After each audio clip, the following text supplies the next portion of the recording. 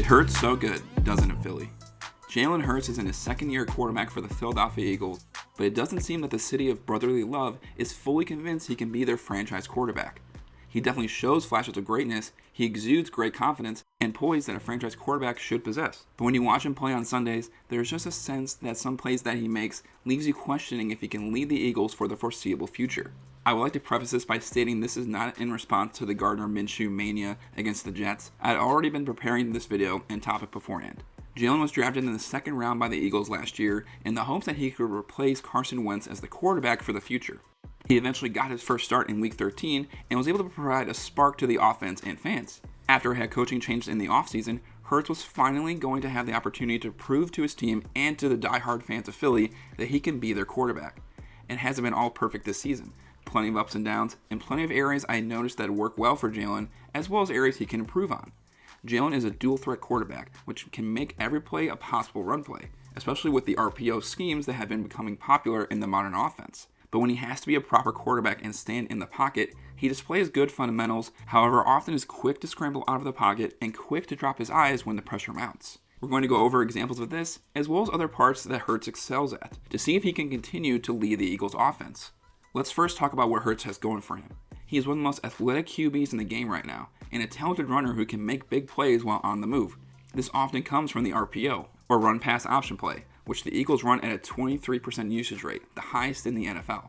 The RPO has become prevalent in the modern offense, which gives the quarterback the option to hand the ball to the running back, pass the football to a receiver, or run the ball himself. These different options can halt the defense's judgment, and with a slight hesitation, can result in a big play. Check out this play against the Broncos. As the ball is about to be snapped, 23 of the defense, Kyle Fuller, comes into the box and prepares to blitz. This is who Jalen is going to have to key off of and decide how he's going to play this RPO. As he prepares his handoff to Jordan Howard, there are three possibilities. He can keep his handoff to Jordan, he can pull it and fire it to his receiver, who played the bubble screen off of Fuller's blitz, or he can pull it and keep it himself. As he prepares to receive the ball, Hurts is eyeing Fuller to see how he acts. If he runs inside and plays the running back, he's going to pull it and most likely take off for a first down. If he holds him on the outside, the best play is to hand it off to avoid immediate pressure. Fuller has to hold Hurts accountable because of how much of a threat he can be if he pulls it and runs, so he plays the QB in this play. What Hurts also knows is that Jack Stoles is pulling for a flash block and can set the edge for Howard. So Hurts hands it off, and with this flash block, Howard can go through the gap and pick up a huge gain. Good decision making from Hurts here on this RPO. So what happens when the defender plays inside to prevent the handoff? Here against the Chiefs, Alex Okafor is going to play the inside, but there is another level to Hurts' read on this play. Quez Watkins is going out for a drag route, so Hurts is also going to read 38. They're both in his line of sight when he prepares the handoff. If 38 holds and plays the run, Hurts' lane to run won't be open, but Watkins on the drag will be. 38 does hold to plug up the run, so Hurts pulls it and fires it to Watkins and picks up the first down. I like Jalen's footwork here. It takes a swift cut to go from his handoff to facing his feet directly towards Watkins, which is how a QB's feet should be, pointed where he wants to throw. If he doesn't shift his feet, it could possibly be an errant throw to a wide open Watkins. This play against the Saints is something else, I tell you. This is what the Eagles' future can look like with Hurts at quarterback. 96 at first actually makes a great play, but the slide of the offensive line to the left, he is able to face both Hurts and Sanders and play off either decision. But when Hurts pulls it, he makes an insane juke on Granderson to break his ankles and get free in the open field, and get into the end zone for a game-sealing touchdown. Let's go back to this juke. This takes an insane amount of strength to be running and plant yourself and turn a 90-degree angle into a full-on sprint and slip that first defender. I'm no Chris Berman, so I'll defer to him here. He's gone. He could go all the way. Something that I note in watching Jalen Hurts, and especially in film, when you get a broader scope of the play, is that he is quick to scramble out of the pocket if pressure arrives, and either not trust his pocket or drop his eyes from a possible open receiver. This can lead to a moment's notice of a player about to be open in their designed route, but due to Hurts scrambling, they can't receive the ball. Let's check out this play against the Chiefs. Near the goal line on a third down, the Chiefs are going to be in a hybrid coverage of zone and man, but when you are this close to the end zone, if a man comes into your zone, it practically becomes man coverage. The play design does well with multiple crossing routes to conflict the defenders in either man coverage or zone. But watch how Jalen moves in the pocket. He does a great job of feeling the pressure from the rush, But when he shifts in the pocket, he drops his vision and looks to find his escape while not keeping his eyes downfield.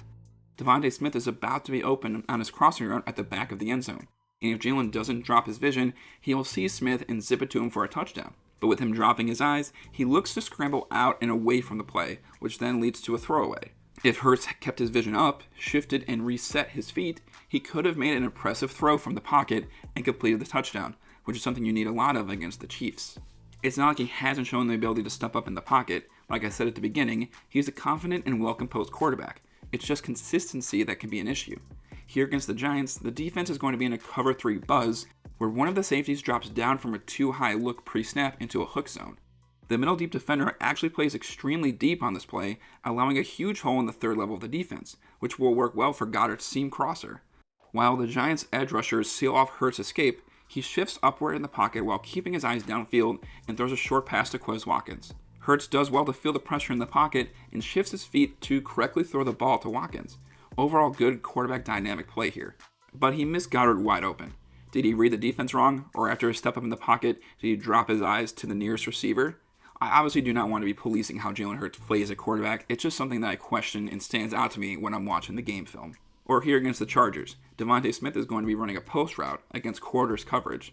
With the 2 deep hook routes in the seams, that keeps the 2 safeties occupied and allows Smith to have inside leverage on his post route. Routes and a quarterback's step drop is often timed to a T. The primary route is meant to be thrown to when the quarterback finishes his drop. Here, Hurts takes a 5-step drop, and on his hitch is right when Smith makes his post cut inside. He is going to be open on this play because the deep defender played outside leverage and his hips are facing the opposite direction of where Smith is cutting. Hurts is looking right at Smith, but hesitates on his throw when he could have thrown it in between the deep defender and the safety playing towards the 2 hook routes. Was he not confident enough to make his throw? I'm not sure. But Hurts then turns to scrambling out of the pocket, finds Goddard and makes a good throw across his body and picks up an 18-yard gain. But I guarantee you that on the sideline after this drive, his QB coach Brian Johnson asked him what he didn't like about the post route because it was an opportune throw. Outside of his pocket movement, there are other times where Hurts can make some questionable throws or bad decisions. Every quarterback may make mistakes, especially younger ones. But if you want to be the guy, then he can't make some mistakes I keep seeing him do. Against the Cowboys in Week 3, the score is 14-7 Cowboys, still in the first half, and the game has been a shootout so far, so you have to keep driving. 3rd down and 3, and the Cowboys defense comes out in a cover 1-man spy, where one of these linebackers will act as a spy on Hurts so he doesn't scramble for a first down with his feet. The drags and crossing routes the Eagles have actually work well to beat man coverage since you can establish some rub routes to hold up defenders. Now look when Hurts rolls out. He's got 2 guys open, Devontae Smith with clear separation and a first down, then Ertz higher up with a man on him, but Ertz has the inside leverage to hopefully make the catch. Right here, who should Hurts be throwing to? It's 3rd down, you have to convert the first down to keep the drive alive, make the easy throw to Smith, and keep the ball rolling. But he tries to force it to Ertz, which results in an incompletion. I know Ertz is calling for it, but as a quarterback, you still have to decide which is the best throw to make. I think Eagle fans will know this play I'm about to talk about here. You're facing the Giants on the goal line, 3rd down, and this is going to be the last play from scrimmage because you have 8 seconds left. You're down 3-0, about to go into halftime, so this game hasn't had a lot of scoring. You want to get points when you can. When the play begins, you get more of that crossing route scheme that the Eagles like, but no one's open. The Giants did play it well. So when Hurts scrambles out, trying to make a play, he throws it to Boston Scott in the front corner of the end zone, but it gets picked off. Now you have no points at half. Rewinding here, you do see some contact from the Giants defender. Boston Scott fell down, which is why the Giants defender was easily able to pick it off. I mean, the ref is looking right at the play. It's a tough call. I think it can be enough to warrant a flag, but either way, Hurts has to realize the situation he is in. Throwing the ball away seems like the best choice. You got a defender breathing down your neck. Most receivers are covered. Just throw it away and kick a field goal to go tied into the half. You were getting the ball to start the second half anyways. Take the points in this low-scoring game, which ended 13-7 in a Giants victory. Jalen Hurts has been inconsistent as his first full season has progressed, but when he does show these sparks of big runs or clean throws, it makes you want to buy into him and keep him around.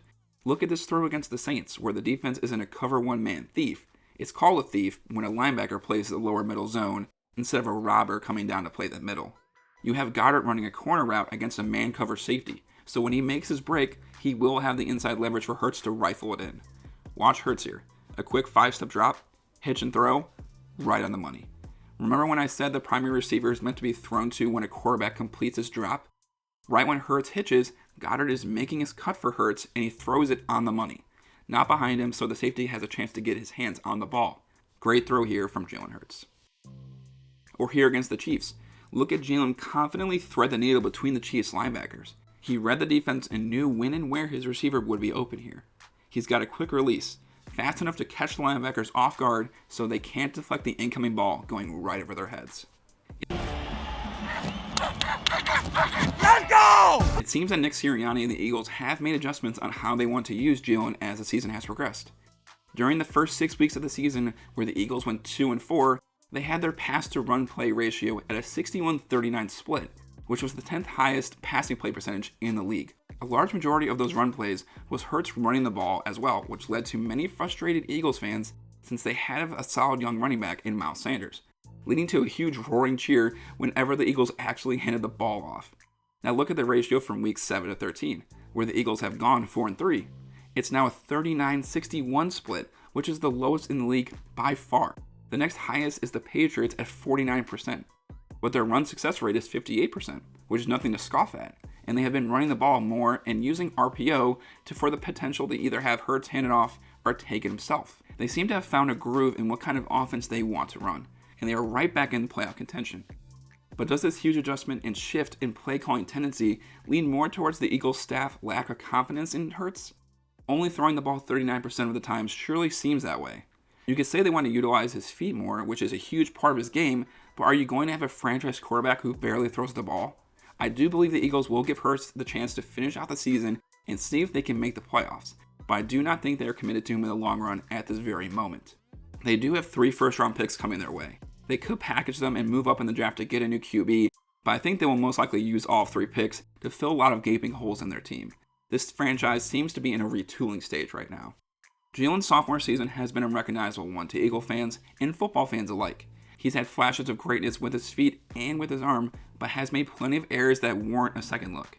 Every fan of a team wants their quarterback to be the guy. Quarterback is the most important position in football, and whenever you have a chance to secure one for a long time, you want him so badly to be the one. Hurts definitely has areas to improve on, whether it's his decision making or ability to move throughout the pocket. But if he can improve on them more this season and throughout the offseason, the Eagles should give him another chance with his rookie deal. He could prove to be another lethal weapon in the air and on the ground, and bring the postseason back to the city of brotherly love. I appreciate all of you who watch this video to the end.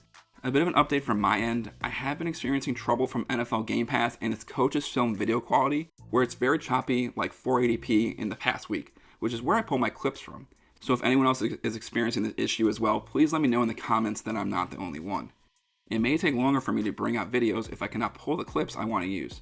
Just a forewarning from me. I hope to bring out more content that may be on a per game basis, where I talk about specific players' performance in a single game and see how that goes. Be sure to subscribe and check those out in the future.